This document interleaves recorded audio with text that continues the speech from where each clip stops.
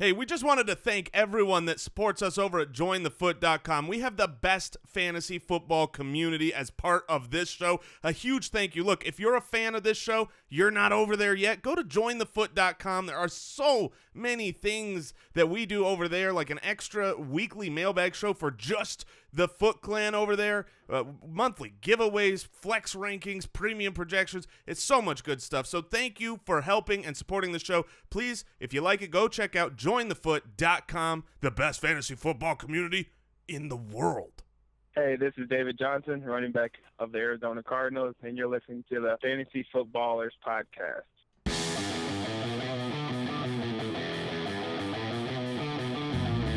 Welcome to the Fantasy Footballers Podcast, coming to you from the FantasyJocks.com studios with your hosts, Andy Holloway, Jason Moore, and Mike Wright. Yeehaw! Yeehaw! I've not come down yet. Oh, my goodness. I'm on the clouds. William Wallace has. Cloud Did 9. you knock William Wallace down again? Yeah. Where is he? I don't know. He's gone. You don't understand. How do you do that? All right, nobody knows what we're talking about. Welcome to the show. The Fantasy Footballers back again. I'm going to be honest with you guys. Last night, every single Thursday night, sometimes I got things going on, so I get to watch the first half of the game. I record the second half, and I go back and I watch the second half. First half was so darn boring, I cheated. I said, you know what? I'm just going to look on my phone. I'm going to break the silence. There's no way this game got exciting. I'd rather just not sit through it. And it was like 31-14 Cardinals, and I was like, oh, stuff happened. I forced myself to watch it. Well, I watched every inglorious minute of it. Inglorious minute. Yeah, we're going to get into that in just a minute. Welcome to the podcast. We're here. It's the Fantasy Footballers. We're back. It's Friday, and Week 5 is upon us. We're going to catch you up on everything you could possibly need to know for this weekend, including going through the rest of the matchups. And we've got our Daily Dose segment today. Ben Cummins from our website. Yeah.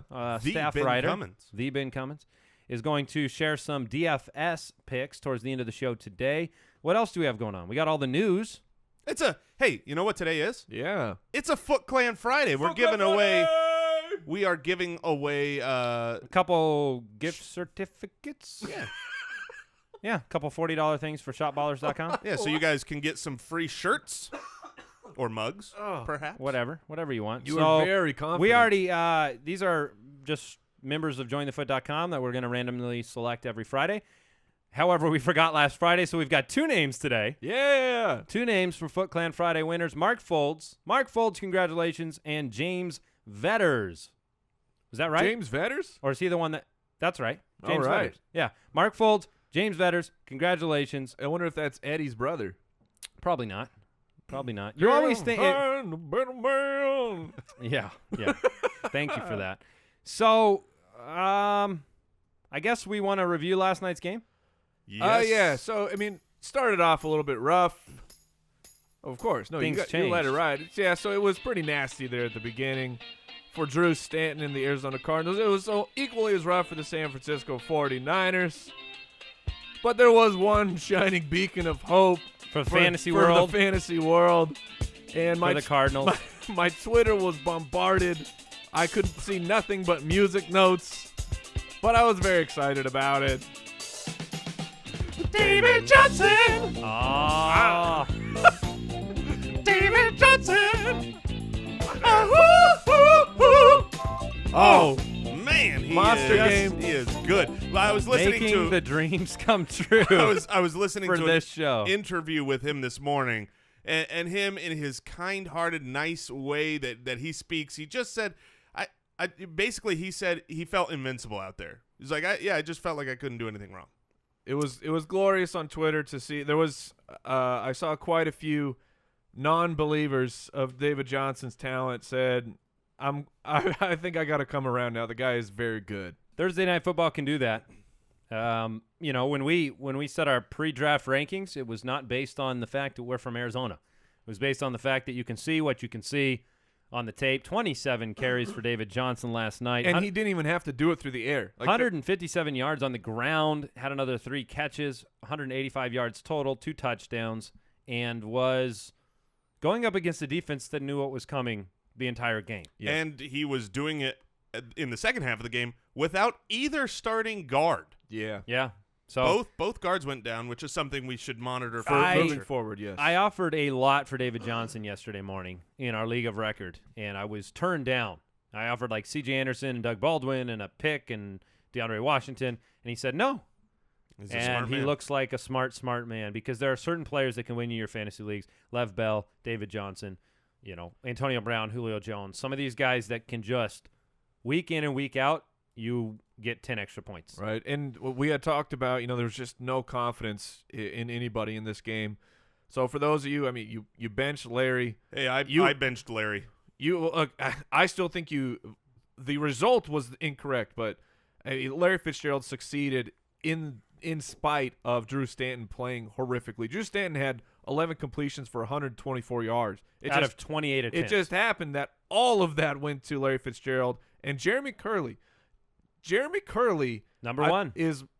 We have to pay attention to him. You have to consider him a flex start every week. He has 3 of 5 weeks now where he has been a valuable fantasy wide receiver. Remember Matt Harmon before the season, the love that he had for Bruce Ellington and that same role in this offense. Now that we've seen it 3 out of 5, I definitely think Kerley, so long as Blaine Gabbert stays the quarterback, should be a flex consideration. So let's talk about that. And by the way, Karlos Hyde had a very good game. Yes, of course. Over 100 yards again in total offense. And does Colin Kaepernick find his way to the field? Because what's happening is, I think Colin Kaepernick's not the same player he was, and Blaine Gabbert isn't the player you want. And so the problem is, and Blaine Gabbert is the player he's been. Now, Blaine Gabbert, despite all odds, had a very good fantasy day because he ran for like 70 yards. Yeah. He was 10 for 70 and a touchdown on the ground. That's like a nice running back day, which is good because he wasn't really a quarterback. Yeah, the Cardinals, and this is worth knowing or paying attention to going forward. The Cardinals have been really atrocious with running quarterbacks. We saw that with Tyrod Taylor just destroying the Cardinals defense. So the next time they come up against a running quarterback, need to give them pump up their yards on the ground. Yeah, you're right. So let's go ahead. We're going to move on to the news. Sure. That was a question, apparently. Reminder, everybody, Mike on Sunday, like he always does, will be on Periscope answering questions before the game. So check out our Twitter, @the_FF_Ballers, and that is where he will pop up. His majestic beard will suddenly appear, and you can tune in on Periscope and ask your own question, and he will try to parse the 5,000 questions. Oh, it's great, man. It's good stuff. It's a Sunday morning party. All right, let's get into the news. News and notes from around the league. You all right? Oh, yeah. All right. Is there any update or information about the Miami-Tennessee game based on the hurricane situation? The Dolphins are preparing as if the game is happening as is. I don't think we're going to have any more true information until we get told an official outcome. But right now, the last I heard is that Tannehill and the Dolphins are preparing for, to play in Miami. All right. The Karlos Williams news yesterday looks like it's not going to happen. Yeah, that was a really weird situation. I mean, it was the breaking news. They were going to work him out. They expect to sign him, and then they didn't sign him. Right. So I think at this point we are going to simply jump into injury updates, like we said yesterday. Let you know who's in, who's out, what's up, what's down, who's hurt, who to start. I mean, so many injuries thus far this year, so let's catch up. What's it gonna be, McFly? Are you in or out? All right, we did get news yesterday. In or out Cam Newton? Out. It's trending out. It's not official, but it's been reported that he's out. Yeah, so would you start? How does this change the landscape of that game in general? Because all of a sudden, I mean, does Jameis Winston move up because that game's going to be more competitive than we thought it was? No, I think Derek Anderson is a fine fill-in for that offensive system for, just spot starts. An extended period of time, maybe I would start to adjust things, but I think I was talking about Winston. Right, but I'm saying that I think Derek Anderson is a fine fill-in so that the competitive nature of the game will remain almost the same. See, and if anything, if Winston were to move here, I think he would move down in the sense that, not getting boat race, no garbage time. Exactly. The total points in the game. I'm sure the Vegas over-under. If the line moves, it's going to move down, not good up. point. What's up with Trevor Siemian? I think that he's going to play, but that's a dangerous play for me personally. He has been practicing in part, and when you're practicing and you're the starter, I presume you're going to play. But I agree with Mike. It's one of those things where I would not have the confidence to play him even if he's the starter. Even though I like him, I have him highly rated right now because there's such a chance on that shoulder. You take a sack and you re-aggravate that shoulder, then you play half a game. And it stinks because against Atlanta is basically the best matchup for a quarterback right now. All right, in or out at the running back position, Matt Forte? He's going to play. The X-rays came back negative. He's practicing in full. Charles Sims, Jason. Charles Sims did not practice Wednesday, did not practice Thursday, so we certainly have to monitor that. If you had to take a guess? If I had to take a guess, I think he would play because he's been in the workhorse role. Monday night game. That he hasn't had, and he has the extra day. I think they're giving him some rest, but definitely have to monitor that. LeGarrette Blount? He's going to play. Yep, he's going to play. Latavius Murray, do you think he's going to play? No. I don't think so. Arian Foster? I would say no. I don't think he's going to play this week. Rashad Jennings? I still don't think he's going to play. I don't understand. I agree. If the issue is that you have a cast on your hand and you can't hold on to the ball, you can't catch, you can't block. It doesn't change as weeks go on until that cast comes off. Wide receiver, in or out, Des Bryant? I'm going to say out. He's still not practicing. Decker did not practice today. Yeah, he's going to be out. Julian Edelman? I think he plays, but him popping up on a Thursday injury report with that foot, that was the concern over the summer, certainly is something to monitor. Any chance that the lack of performance from Edelman wasn't just Brissett over the last couple of weeks? Not to me. That it was the foot. When Garoppolo was in, Julian Edelman was great. Yeah, and even when Brissett was in, Julian Edelman looked great. Like Mike mentioned, he had that 90-yard reception that came back. Here's an important one, Stefon Diggs. Not practicing with the groin. Thursday, Wednesday, didn't practice. Zimmer has said that he'll play, but you can't play him until you know that he's fully healthy. And Houston hasn't given up a lot. I know they lost J.J. Watt, but it's a bad matchup. Tough to start Diggs. All right, Eddie Royal. He's my start of the week, and I honestly this morning already I was looking up for more Eddie Royal news. That dude is always hurt. There is yes, not. He is. There is no new information on Eddie Royal. We'll just have to keep monitoring. I still like him if he plays. Cam Meredith is your sneaky start if Eddie Royal is out because Meredith was already running more snaps than Alshon Jeffrey was getting as the 3, and now as the 3-4. And now you have no White and no Royal. I think Cam Meredith is one of those guys that you've got bye weeks, you've got injuries. If you floated him out there, he's in 100% of league's waiver wire. I was going to say, if you want that glory play. Well, that happened. Who was the guy on the Bears that I'm thinking of last year? Because this exact same thing happened. Jeffrey was out. Royal was out. And then Wilson. Yeah, right? Yeah. Marquise Wilson. Yes. And all of a sudden, he was a play, and he was an 18-point week. And I'm not saying that's going to happen for Meredith, but look, the quarterbacks generally throw to the wide receivers, and if he's the only one left or one of the only ones left. Opportunity is king.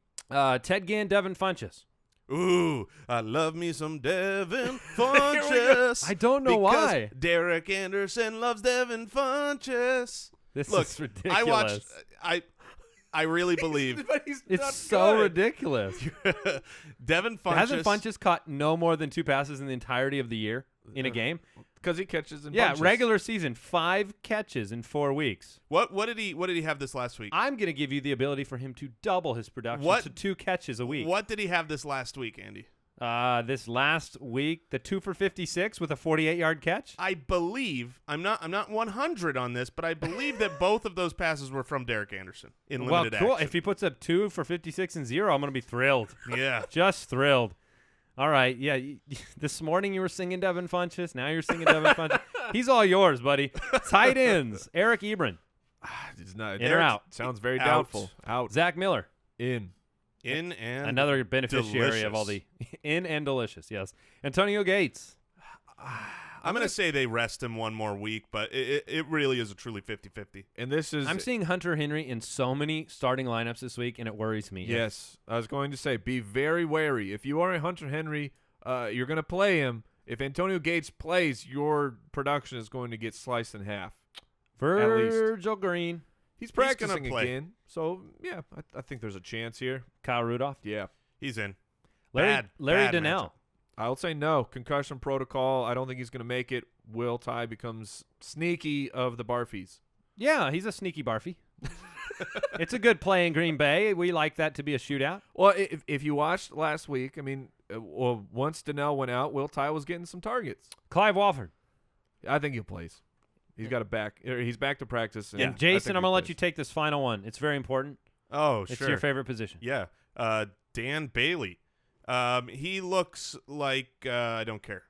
He's doubtful right now. And he's a very good kicker. And just because you hate kickers. And a lot of people have Dan Bailey, so you got to go out and sign some other kicker at random that will affect your fantasy score. Fantasy Forecast. All right, Jets take on the Steelers. This is going to be trouble. The Jets' schedule right now is not good. It's not good. You got to go to Pittsburgh. You got to take on the Steelers. They're 7-point favorites. Darrelle Revis is not practicing today. It does not look like he's going to play. Not that that matters right now. Sure. And the Jets, I believe, next week take on Arizona on 10 days rest on flying Monday Night across Football. the country. On Monday Night Football. So we've got Ryan Fitzpatrick. Ryan Fitzpatrick's name right now should be associated with having the defense on the other side, because he's throwing so many interceptions and making so many mistakes. You don't have Eric Decker most likely, and so I think Marshall and Enunwa are both very solid plays this week. Yes, completely agree. Look, you can't really sit Matt Forte if he's one of your main starters, but you are going to have to start tempering expectations. It came out that Matt Forte, the x-rays that he was seen taking, those were for his ribs. Those were rib x-rays, nothing with the legs or the knees or anything like that. So he's going to play. But, Mike, you made this point on the radio the other day. Bilal Powell's snap counts have been rising, and his efficiency's been rising. Is this something where we're going to start seeing more of the time split, and you have to temper your Forte expectations? I have to imagine it is. Powell's a spectacular player. The Jets organization really loves him. They showed that love in a financial way. I like it when people do that. That's nice. But it just those first few games didn't make sense. Like maybe Powell was dinged up, and that's why he wasn't getting out there. So Matt Forte is, to me, you can't consider him that top 5 type of running back that he was. For Ryan, I'll say this for Ryan Fitzpatrick. The Steelers are 30th in pass defense, so they're giving up yards. If there's any kind of a get-right game for Ryan Fitzpatrick, it's this situation where Big Ben is going to rain the points on them. Fitzpatrick will have to sling it out. So I don't have confidence to start him, but it would not be shocking at all to me if Ryan Fitzpatrick throws 3 this game. I don't disagree with you at all, and I have him much higher than either of you guys. I'm going to move him up. I have him at number 10, and it was a terrifying thing to do, but I think you're right. And the Steelers, they're a much better defense. If you look at them at home this year, they're the number 4 defense against the run. I don't think Forte and Powell find a lot of room, and I think, like you said, there's going to be a deficit in this game. Where do I have Fitzpatrick? 17. Yeah, it sounds about right for me. 16. I agree that it could be a get-well game, but I don't necessarily expect it to be. I think Pittsburgh's, they've been giving up a lot of yards total on the year, but they're still a really good defense, and Fitzpatrick has just been the worst. Now, what was this stat nugget you found out about Big Ben? Because you always bring up the home-away difference with Drew Brees. Yeah, so Drew Brees has about a 6-point difference when he plays at home versus on the road, which is a very large fantasy points. Yes, he scores about 6 more fantasy points at home than on the road. Well, when I was looking this up, and I go back to 2014 because I don't want it too old, different offensive systems. Since 2014, Big Ben, he has averaged 12.16 more fantasy points per game at home. That's like than one Blaine on the Gabbert. road. I mean, that's unbelievable. I don't remember the last time I've seen a split that large. Actually, there is one there. It's like a Jean-Claude Van Damme split. Am I right? Thank you. Very nice. I needed you to find something quickly. Actually, there is one other split that is even more egregious than this. We'll talk about later. This is it's like a banana split. Okay. All right, so those banana splits aren't egregious, by the way. They're delicious. Egregiously delicious. Before we get over to the Falcons. If you tried to do the splits, that would be egregious. Before we get to the Falcons and the Broncos, we want to thank today's sponsor. Look, Pristine Auction, the absolute best sports memorabilia site on the internet, the best around, much like the Karate Kid is the best around for that genre. Pristine Auction is the best when you want to go get your autographed gear. I'm on there daily because they have daily auctions. There's always new stuff. There's always very fascinating items to check out. And you know what, FootClan? This is fantastic. Pristine Auction. Tell me more. Pristine Auction, we're running with them hand in hand through the meadows. We're running a giveaway here. Pristine Auction is going to give away a $100 gift card that you can use on their site. Get whatever you want. You got to go to FootClanGiveaway.com. Follow the instructions over there. Get entry into there because Pristine Auction, I'm telling you, if you haven't been on the site, get your life together. We're talking about them all the time. The jerseys, the signed jerseys. I just got a Honey Badger jersey that's going to be going up on my wall. I'm running out of wall space quickly here with Pristine Auction. That's PRISTINE auction.com. Make a free account. Let them know that the footballers sent you, and go to FootClanGiveaway.com. We also want to thank today's sponsor, Betterment. Now, you've seen in the news a lot, there are these different fintech companies, these financial technology companies that help people do the things that they've always done, but in a better way, and that's exactly what we're talking about with Betterment. You've probably asked yourself, how do I manage my money? And Betterment's mission is to help people manage and grow their wealth. They are the largest automated investing service, and they manage more than $5.5 billion worth of wealth for over 180,000 customers as of last month. And they are all about smarter technology that automates investing and helps you make better financial decisions to invest towards your personal goals. For instance, every month on Betterment, your portfolio is automatically rebalanced. Any excess cash is automatically invested, so it's all going to work. And here's the headline. Betterment's easy to use, it's less expensive, and they are the largest independent robo-advisor.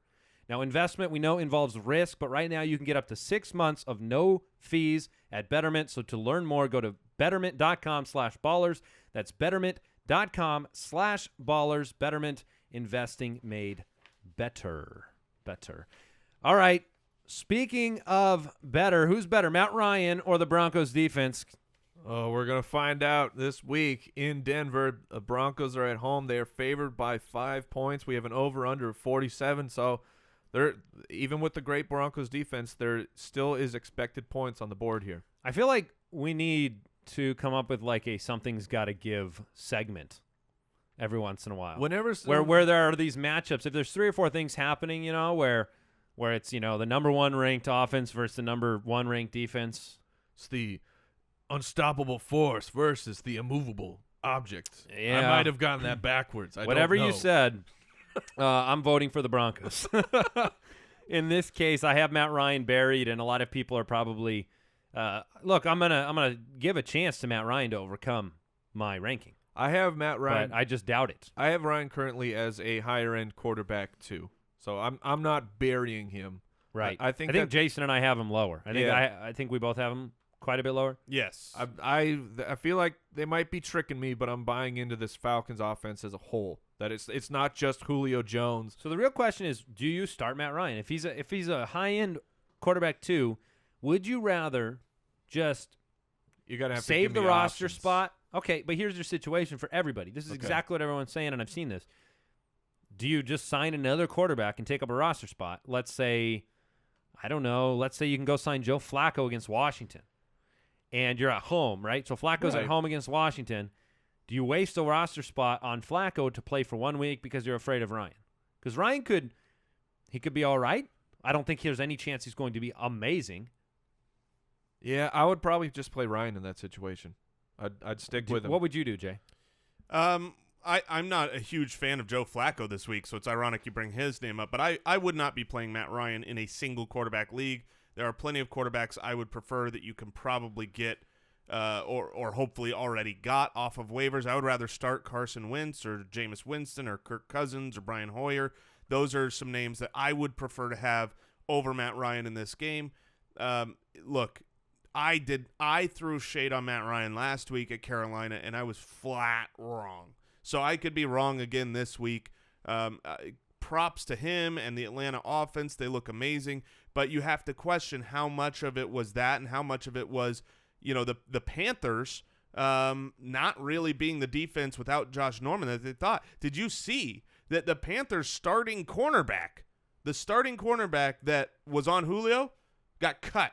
They cut him because he got burned so much. He's gone. If you've got a guy that is, your starting corner that you're willing to cut.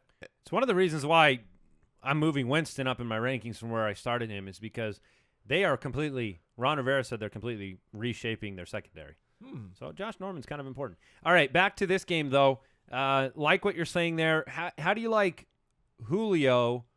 Yeah, if you're in the middle with Ryan, you got to be in the middle with Julio, don't you? Yeah, well, not necessarily. I mean, we've seen plenty of weeks last season where Matt Ryan had, he was outside the top 15, and Julio has a fine game. It's kind of like last night. Larry Fitzgerald was fantastic, but Drew Stanton's one of the worst quarterbacks in the league at the end of the week for fantasy purposes because just the share of where he's throwing the ball went to one target. So I think Julio, I've got him statted as my wide receiver 12. So barely a wide receiver 1 this week.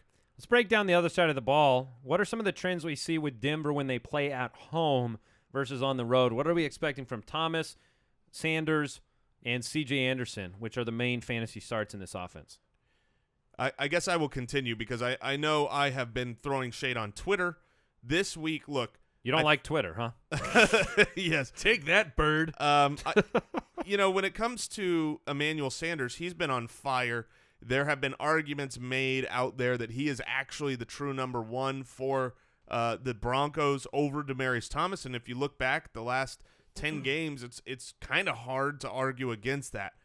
But as I mentioned earlier about the monstrous banana split, that's Emmanuel Sanders and really the Denver Broncos, because the Denver Broncos are since I didn't go back through the Peyton fantastic years, but since last year, they run the ball at home, and they throw the ball much more on the road, and that affects Emmanuel Sanders greatly. Emmanuel Sanders, in the last 19 games, he has averaged 19 fantasy points per game on the road and 7.8 at home. So for me this week in a matchup that I think they're going to be able to run the ball, I worry about starting Emmanuel Sanders as a locked and loaded. He's been a top 5, top 10 wide receiver the last couple weeks. Yeah, and on the other side, you have Demaryius Thomas, who's going to go up against Desmond Trufant, who is a spectacular cornerback for the Falcons. So right now I have Thomas up. If you're looking at my rankings, I have him. I'm going to move him down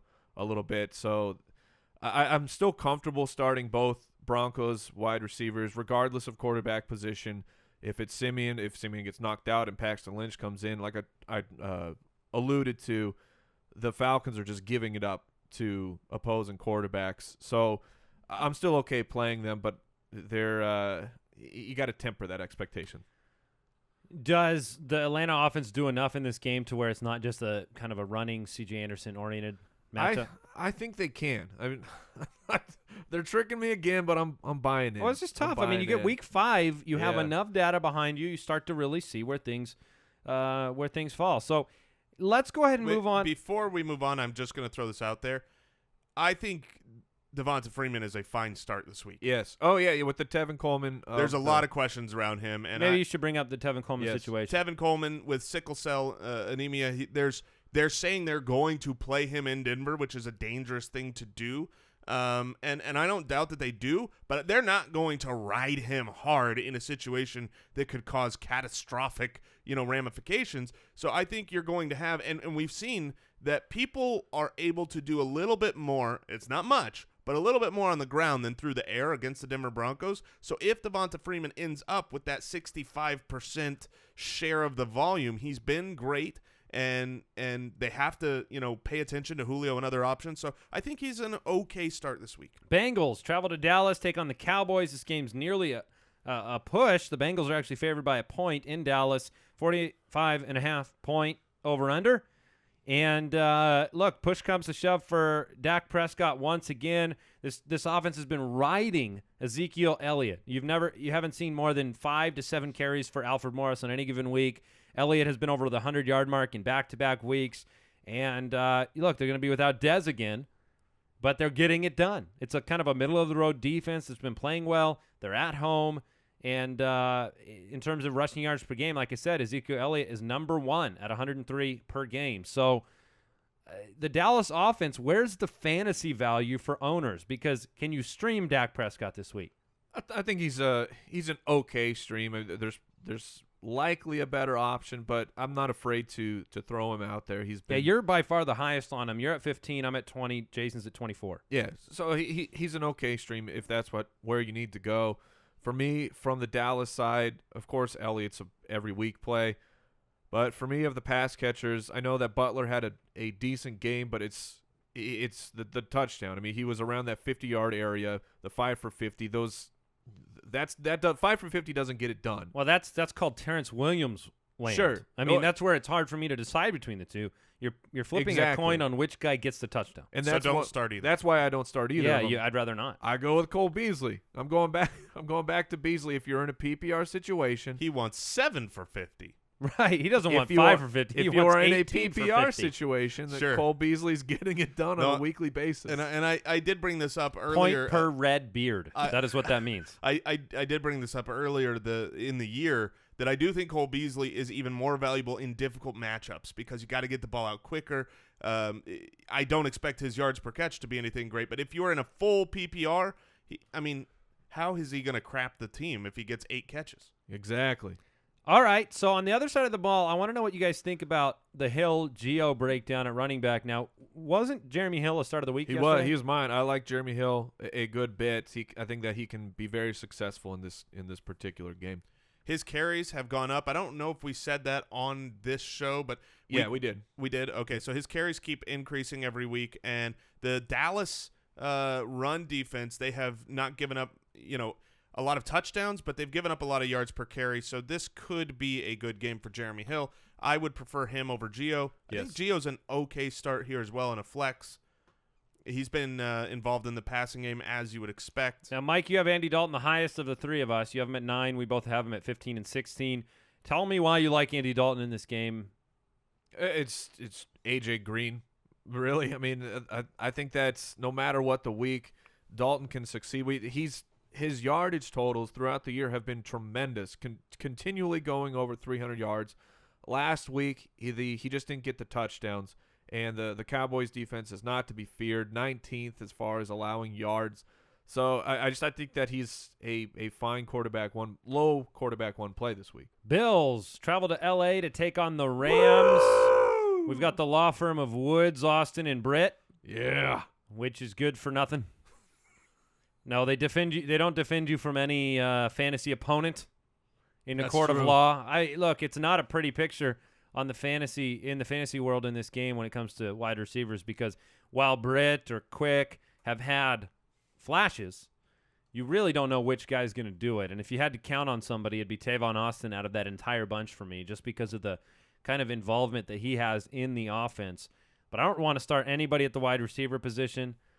How do you think this game breaks down? Because this has to be the lowest over-under of the week. I don't think I've seen have we seen an over-under in the 30s yet this season? Not from my recollection. We have now. Yeah, so, I mean, Vegas is certainly not expecting them to do anything on the offensive side. You've got 2 decent defenses going up against 2 bad offenses. There's not much I want here. I'm going to start McCoy and Kerley. Because who wins the game? Bills coming off the shutout of New England, but they travel. The Rams coming back home 3-1. Who wins this game? I'm going to say the Rams win this game. Okay. Yeah. I got stuck in our Dynasty League. I'll take the Just Bills. Like you did last week. What happened to you in your Dynasty Week last week?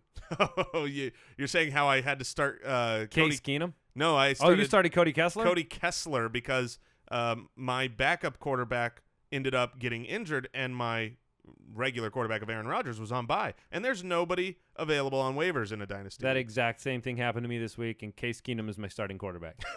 So congratulations to me. Sure. He's actually been surprisingly all right in the past couple of weeks. I do think this is a game where you're kind of saying does the momentum travel? Because Sure. the Bills have played so well. Now, Shady McCoy, an auto start. Todd Gurley been very, very bad in terms of yards per carry. But they just feed him the rock. They feed him, and a huge thing to watch for Todd Gurley, I mean, I'm starting him regardless, is the news on Benny Cunningham. He was limited again in practice on Thursday, so his status for the game is unclear. Benny Cunningham is the passing downs running back. Despite Todd Gurley being able to play that role, Jeff Fisher just has refused to use him until last week when Todd Gurley looked great in the passing game. And you hope that he's teachable. You hope that Jeff Fisher can learn something new. Can he? What? But here's the Can thing. he? The only thing about Benny Cunningham is that he's not on the injury report. He's not? I had not seen him on the injury report. Huh. And so to me, that tells me he's going to play. But if he plays, maybe Gurley gets a couple more pass targets because you know what? When you get Gurley in space, when he doesn't have 18 guys in front of him on the line of scrimmage, kind of better. That's his upside. Yeah, You remember before the year, what did I tell you the reason was I liked Gurley? It's because I thought he'd be involved in the passing game more than his 31 catches last year. And it hasn't really manifested yet. But it makes such a difference. Well, last week, 5 catches because of the injury. Because Benny Cunningham went out. Yeah, well, it was 4 weeks into the season. You told me that yesterday. We're still on our way through, right? Things are shaking out. Here's the thing with the pass-catching role for a Jeff Fisher offense.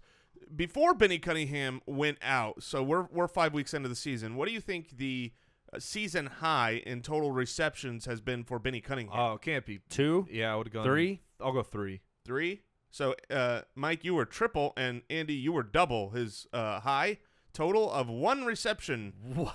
So, I mean, that's not a role in this offense. They don't look for that check down. They did last week with Todd Gurley. Maybe they get that going anew, but I just don't bet on new things from Jeff Fisher. Yeah. Fair enough. Chargers, Raiders, really love this game. This is the opposite. I mean, we got a 50.5 point over-under. I think points are going to be on the board. Jason Verrett is injured. Derek Carr is the number 3 fantasy quarterback right now. And you have maybe the debut of DeAndre Washington as a starting running back for the Oakland Raiders last week. Latavius Murray only had 10 touches. Now he's hurt. I can't imagine if Latavius even plays that his touches aren't limited tremendously. Oh, yeah, I agree. And so does DeAndre Washington have sneaky upside here? I'm talking running back 2 range. Yes. Yeah, I mean, he absolutely has the upside, but he also has the downside of if Jalen Rashad comes in and gets heated up, I think that they'll go to him. I would expect, that probability says it's DeAndre Washington, but for me, it's not. I'm locked and loaded. He's a must start type of situation this week. If you are in a running back purgatory, so to speak, then he's a fine start. But just saying, I'm not all in on DeAndre yet. For me, I don't think that they're going to go with that hot hand approach. Regardless, even if DeAndre Washington is running incredibly well, we've seen so far this year that he already has, and they haven't really gone with him. We've seen games where Jalen Rashad does, and we haven't gone with him. I think what you're going to see is a close to 50-50 split, probably more towards 60-40 in the favor of DeAndre Washington, regardless. But if DeAndre Washington gets that volume of carries against the Chargers, he'll be good. I think he's going to be a fine play this week. 31st ranked run defense, the Chargers are. In Washington, I liked is last week Andy, had 3 catches. But Andy, they might get Joey Bosa back this week. Back or you mean for like the first to time. debut? Sure. Well, I hope Bosa can play corner. Yeah. So, because I'm starting Cooper and Crabtree. If I had to start a pair for my starts of the week, Same it would be teams? these 2 guys because I have Cooper and Crabtree at like 11 and 13 this week, both in wide receiver 1 consideration. I think you roll them out there. On the other side at the wide receiver, I feel like you are deciding which guy's going to have a big game. Is it Yeah. going to be Benjamin? Is it going to be Tyrell Williams? Is it going to be Inman? And I think that's a tough decision to make. Jason has made a choice. Yeah, I have 2. And we've believe made different choices. Different choices. That's the really hard thing. So you're Tyrell Williams. Yes. Oh, I'm Tyrell Williams. No. I'm sorry. I don't believe I am. Wait. Am I Tyrell?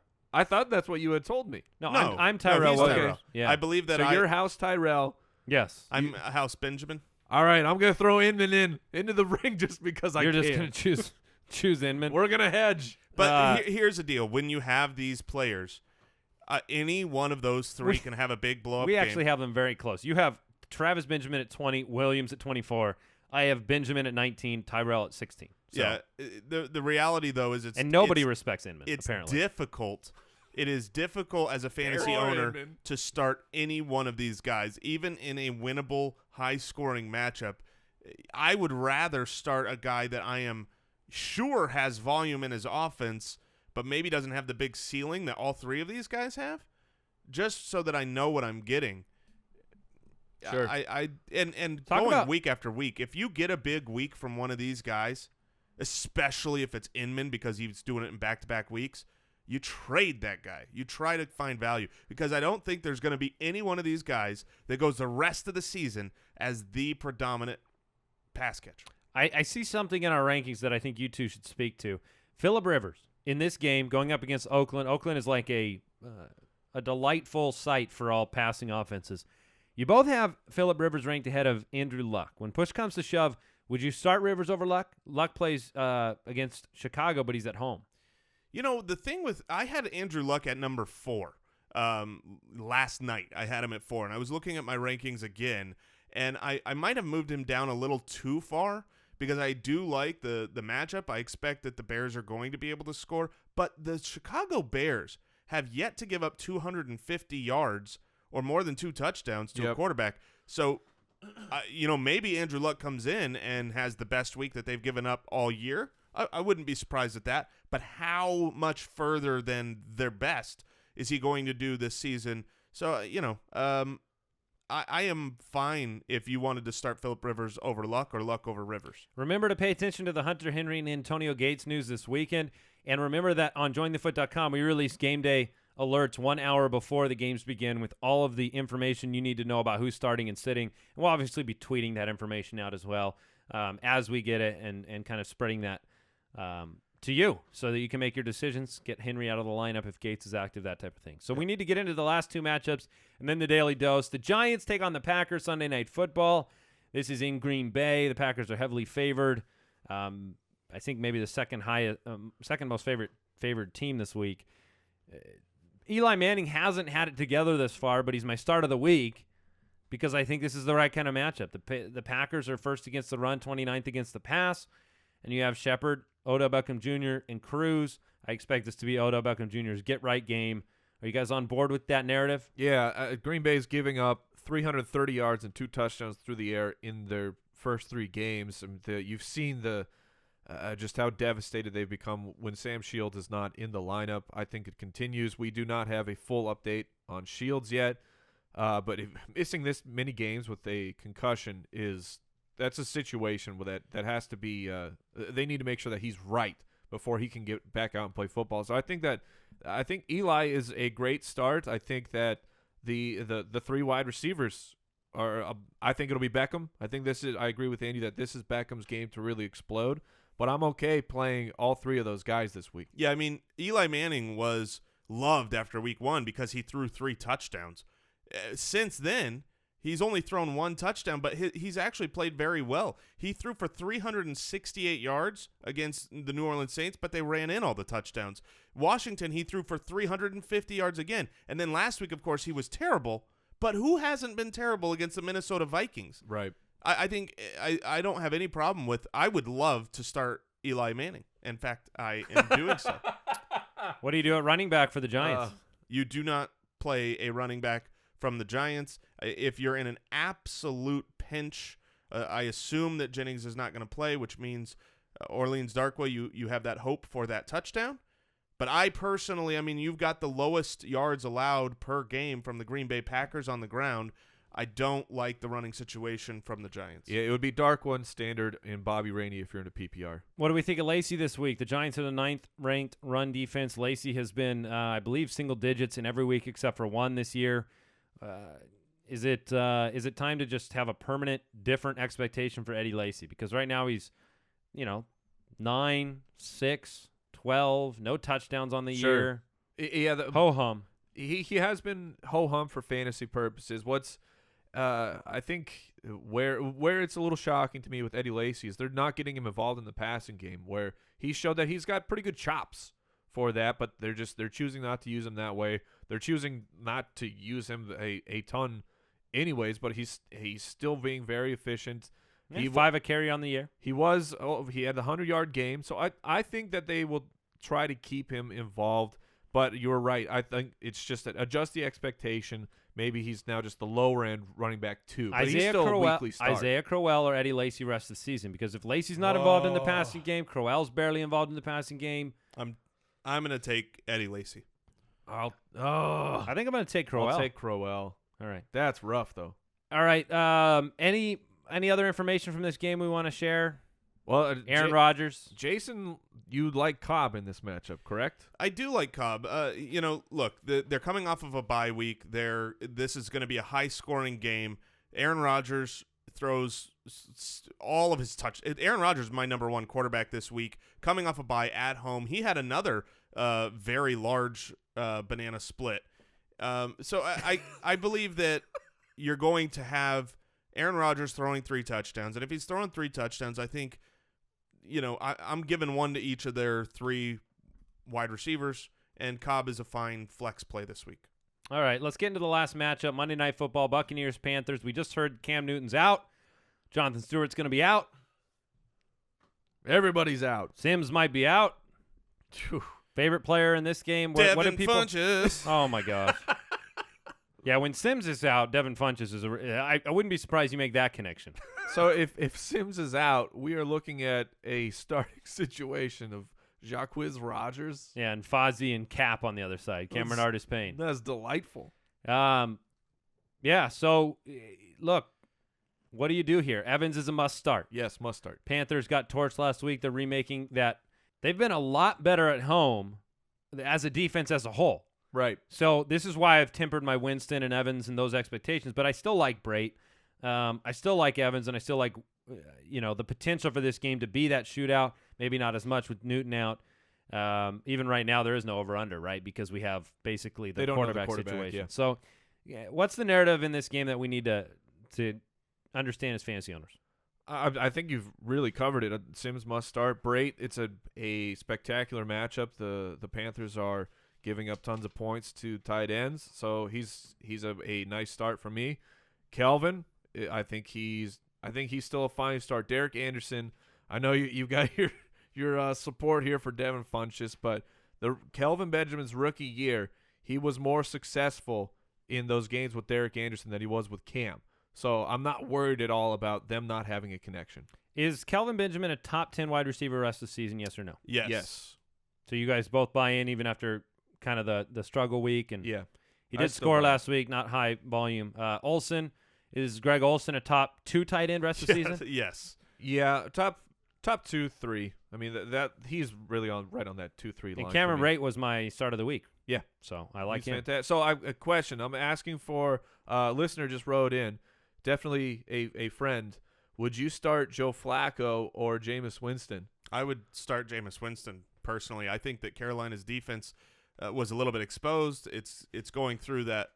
What are you laughing at, Andy? This is Mike's situation. No, it's someone else. Mike has Flacco and Winston, and he plays me. But I expect that this could be a game where Jameis Winston, he chooses whether he throws, 4 touchdowns or 4 interceptions, and he goes back and forth. I think this could be the touchdown version. Well, Jameis is averaging 44 attempts a game. That's first in the league. Although you have Dirk Cutter going full curmudgeon, hating everyone on his offense, saying they want to throw less, they want Sims to run less. So we'll see what actually happens. All right, we're going to move on. We're going to get into the Daily Dose with some fantasy DFS information, things to help you, which guys to start, which good values exist out there for FanDuel. And if you want to play FanDuel this week, check out FanDuel.com/footballers. Yeah. FanDuel.com/footballers. You get some free entries. Let's move on to the Daily Dose. The Daily Dose. And now the fantasy footballers are extremely excited to bring in Ben Cummins, staff writer for the fantasyfootballers.com. He's writing all kinds of fantasy goodness articles over there, and he puts out a weekly FanDuel article. We decided we're bringing him on. We're giving him the big shot. How you doing today, Ben? I'm doing fantastic. I get to talk DFS with the fantasy footballers. Oh, yes. All right, so you know the drill. We're giving people some quick some heavy hitters on FanDuel. So let's start out with the quarterback position as we always do. How are you feeling this week? Do you want to pay up? Are you trying to skimp out on some prices, get some values? How are you feeling this week? Okay, so I think there's a few options for both. We got to start at the top with Tom Brady. He's back from the suspension. Last season, he averaged 39 pass attempts per game, which was third most in the NFL. This season, the Patriots have averaged 28.5 pass attempts per game, which is dead last in the NFL. So we know that the Patriots' offensive game plan is going to completely change. And I think a lot of sharp people are going to be on this, but there's probably still going to be a lot of people that fall victim to the recency effect and just haven't seen it happen yet. So they might not play Tom Brady. So he's definitely in play. Over his entire career, Brady has averaged 35 pass attempts in games where they've been favored by 10 or more points, and the Patriots are favored by 10 points in this game. Yeah, I want to look at Aaron Rodgers too. Back in 2014, he didn't throw an interception at home the entire year. He averaged 3.12 pass touchdowns per game, which was 1.5 higher than on the road. So he's at home, a great spot for him. In his only game at home this season, he threw 4 touchdowns and only 15 completions. And Eli Apple and Dominique Rodgers-Cromartie, I don't think played last week, and I think they're still banged up. So check the reports right there. But he's in play. Big Ben as well. He's at home again. We saw what they did last week. These are the most expensive guys. Rodgers is $9,100. Brady is $8,700. Big Ben is $8,600. But I'm thinking about paying up for him. The Jets have given up the 7th most pass yards and 6th most pass touchdowns in the league. And Darrelle Revis is questionable. I'm not even sure how much that matters at this point. So he's in a great spot. I really like Eli Manning too, because the Packers have given up the 4th most pass yards in the league, and Sam Shields is out again. That's a game that I'm really interested in. It's probably my favorite game of the week. It has bonanza potential between Rodgers and Eli Manning. And last one is Derek Carr at home. Chargers are giving up the 6th most pass yards, and there's no Jason Verrett. So those are kind of your higher options. Who's your favorite low end guy, the cheap guy where you're like, I'm going to the moon with this guy? Yeah, man, I think we have to look at Brian Hoyer again, because if you look at his price, he's $6,000. Carson Wentz, the Broncos quarterbacks are interesting, but they're all up there in salary, and you got Brian Hoyer sitting there at $6,000. The Colts have given up the 9th most pass yards this year, and Brian Hoyer has finished as a quarterback 1 each of the past 2 weeks. So if you're going cheap, I think you have to look at Brian Hoyer again. Love it. So let's move over to the running back position. How are you handling it this week, my friend? Okay, so Le'Veon Bell's always in play. He's the best running back in the NFL. Always. His first week back, he had 82% of the running back touches for the Steelers, saw 6 targets, caught 5 balls. It looks like Eli Rogers is going to be out again, and I personally think Le'Veon Bell is the 2nd best wide receiver on the Steelers. So you're going to get the volume. You're going to get him putting up points. I can't believe I'm even saying this, but got to talk about DeMarco Murray for a second. He's the main guy on the Titans offense right now. I was hesitant to use him weeks 1 through 3 because he was only seeing 60 to 70% of the running back touches for the Titans. Derrick Henry was getting some play, but in week 4, he touched the ball. He saw 90% of the running back touches for the Titans, and the Dolphins are giving up the 4th most rush yards this year. So he's in play at 8,400. Melvin Gordon's a guy we got to look at again. Now, he only had 36 rush yards on 19 carries last week, which isn't great. You got to check the injury reports with the offensive line. But in week 3, he touched it 91% of the time in the backfield for the Chargers. And last week, it was 89%. So he's getting most of the opportunities. And obviously, we want volume for running backs. He catches passes. He leads the NFL in rush touchdowns. And the Raiders are giving up the 2nd most rush yards in the league. One more I'm just going to throw at you real quick. Sure. This is kind of more GPP, but Todd Gurley interests me a little bit. They're at home. The Bills have given up 5 rushing touchdowns this year. 3 of those were against Forte. If you look at some of their other matchups, they haven't really faced great running teams. I know the Ravens were in week 1 where they had, the horrible Forsett, Terrence West committee going on there. Benny Cunningham got hurt last week. He had a hamstring injury, and because of that, Gurley caught 5 passes. He caught all 5 of his targets. We know he can catch the ball. The problem's just been he hasn't gotten the opportunities. But monitor Benny Cunningham. If he's out, Gurley's really interesting. So somebody to just think about at 7,600. If you're going to go cheap, Terrence West is an option, and he's 6,400, so he's a little bit cheaper. It sounds like Kenneth Dixon is going to play, But there's also reports that they're going to bring him along slowly. He's missed all this time with a knee injury. Buck Allen was inactive for the first 2 games, so that shows how much they love him. In West's first real chance last week, he got 21 carries, rushed for 113 yards and a touchdown. And now he gets a Washington defense at home that's giving up the 3rd most rush yards in the league and has given up 8 rush touchdowns, which is tied for the most in the league. And 2 sneaky PPR plays. You got Duke Johnson and Balil Powell. Duke Johnson has seen 15 targets over the last 2 weeks, and Balil Powell has seen 16 targets over the past 2 weeks. Johnson's 5,300 and Powell's 5,100. And if you look at the game flow of those 2 games, the Jets and the Browns are probably going to have to be throwing a lot. Yeah, sure. Let's move over to the wide receiver. Do you have a couple? Give me your GPP guys that you're throwing out this week for the wide receivers. Okay, so the number 1 is Odell Beckham. Absolutely love Odell Beckham this week. Didn't really love some of the stuff he said in the media this week, but I'm not going to let that take money out of my pocket. He's if you look at Antonio Brown's $9,600. You can get Odell Beckham for $1,100 cheaper.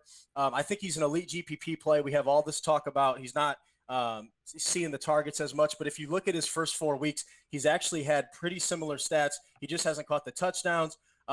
He's seen 39 targets this year, which is only 9 off the league lead. Sam Shields is out again, which is why I talked about liking Eli Manning. And if you look at the last 2 wide receiver ones that have gone against the Packers, Stefon Diggs put up 9 for 182 and a touchdown, and Marvin Jones put up 6 for 205 and 2 touchdowns. So I absolutely love Odell Beckham. If we want to look at strictly GPP, I'm interested in Brandon Marshall a lot. You got no Eric Decker. Brandon Marshall is 11th in the NFL in targets with 39, same amount as Odell Beckham. He saw 12 last week in the first game without Decker. They're probably going to have to throw a lot. I just said that with Balil Powell. And the Steelers are giving up the 3rd most passing yards in the NFL this year. Jordy Nelson is interesting for a stack with Odell Beckham, but he's pretty high up there. I think Amari Cooper is another elite GPP play here because obviously the talk's all about Michael Crabtree, and he's a great play too. But I just look at it, and Jason Verrett's now out. Cooper has seen 35 targets to Crabtree's 37. So those are the 2 guys in the offense. And if this is Cooper's time, he could be a great GPP play because people are going to be off of him. Moving over to the tight ends, if you're wading through the Barfy middle tier tight ends, give me like 2 or 3 options that you're looking at. Okay, I really like Will Tye. It looks like Larry Donnell is going to be out with a concussion. You got to make sure he is. But if he's out, Will Tye's cheap. He's $4,800. He's in my favorite game of the week, Giants, Packers. I already talked about loving Eli Manning. Tye caught 42 passes last year, and most of that was in the last 7 games with Donnell out. He caught 4 passes last week after Donnell went out, which was the most all season. So I really like Tye. And Zach Ertz is very interesting as well because he probably has the best tight end matchup of the week. The Lions have given up 12 pass touchdowns this year, which is the 2nd most. They gave up 12 pass touchdowns to tight ends last year, which was the most to tight ends. They gave up 3 touchdowns to tight ends in week 1 against the Colts. They gave up 1 to Delaney Walker in week 2, 1 to Richard Rodgers in week 3, and 1 to Zach Miller in week 4. The Eagles love to throw to the tight end. If you add up the targets between Ertz and Trey Burton, they've seen 20 targets in 3 games. And players coming back from injury are always low owned if we're talking about GPP tournaments. So Zach Ertz is very interesting as well. All right. In the defense, are you paying up for the defense? I think I am. You look at the Broncos at 5,100. Now, again, talking about GPP plays, they're going against the Falcons. The best defense in the league you can get at probably a low-owned price because the Falcons and Matt Ryan have been so good. But the Broncos are at home. I don't expect Matt Ryan to keep it up. Maybe he'll just keep shutting me up. But I think the Broncos will have a pretty good game. But the Vikings are $4,800. Right up there with the Broncos' best defense in the league. They're at home against the Texans. We saw the Patriots make Brock Osweiler looked terrible a few weeks ago in Foxborough. And you look at it, the Vikings are only $800 more than the cheapest defense. So I'm looking at them because I also like the Steelers, but the Steelers are $100 more than the Vikings. So I'm thinking probably just play it safe for either the Broncos or Vikings. I love it. All right. Ben Cummins, staff writer for the fantasyfootballers.com. You can find him on Twitter. What's the Twitter handle, my man? Ben Cummins FF. All right. I appreciate your time, my friend. Talk to you again later. Absolutely. Had a great time. All right. Thanks again to Ben Cummins for joining us on the show. Making his podcast debut here, sharing some good information. Chris Meany will be back with us next week, and we appreciate Ben jumping on. He's got great articles over on the website. And so definitely check out the website, all the resources over there. You can submit questions to the show. And before we go, I do want to give a shout-out to Owen. Owen is, Owen and Todd and Liam. This is a family, a fantasy football family. And I got turned on to Owen's YouTube channel this morning, and Owen is doing this fantasy football boy, and he does all this research and breaks out these sleepers, and it's really cool to see. You know, I have a son that's 7 and some young boys that I hope get into the fantasy football world even more as they grow up, and so I thought it was really cool, and I know that his brother Liam is going through some tough times, and Todd, his father, and so they said that, you know, fantasy football has been part of getting them through some difficult things. And I just wanted to give a shout-out to Owen for his awesome channel. Keep going, buddy. That's awesome. And big shout-out, guys. Way to be there for your brother Liam. And, I just wanted to give that shout-out before we close out the show. Oh, absolutely. Hey, so check out the FootClan giveaway for the Pristine Auction $100 gift card. And, of course, studio sponsor, thank you so much, FantasyJocks.com for all your trophy needs. Promo code footballers. See ya. Goodbye. Thank you for listening to another episode of the Fantasy Footballers Podcast. Join our fantasy football community on jointhefoot.com and follow us on Twitter @TheFFBallers.